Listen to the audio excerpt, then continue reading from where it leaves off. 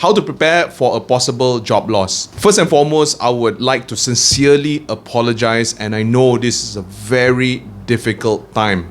It could be both scary and it could have a lot of anxiety. Knowing that all of a sudden, number one, there could be a loss of income. Number two, there could also be a loss of a routine that we are so used to doing. In all honesty, if we were to look at the job market right now, we can see that with the inflation and with AI getting cheaper, smarter, faster, more and more jobs are going to be redundant in the near future. So these are the 4 things I would do to prepare myself for a possible job loss. Number 1 is to budget and cut down our expenses. So among the expenses that we cannot cut are expenses that we need to survive on a daily basis. These expenses could range from rental, food, water, electricity, fuel, and also maybe the internet.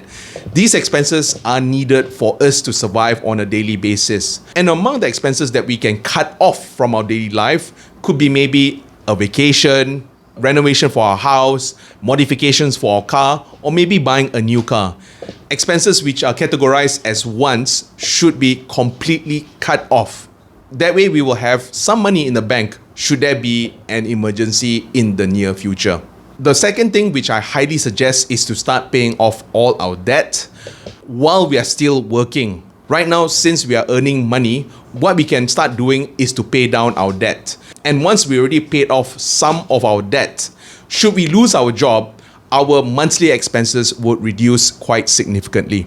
The third thing which I would highly suggest is to go for a side hustle. An example of this is if you have a car, you can always be a Grab or an Uber driver and make some extra money. And the best part is, since we have some time, this is where we can talk to people, explore different parts of the city, at the same time be able to get out the house. After losing a job, it is so easy to isolate ourselves and eventually be depressed. Aside from being a Grab or Uber driver, another thing that you can explore is maybe look at what you're good at and also look at what you're passionate at.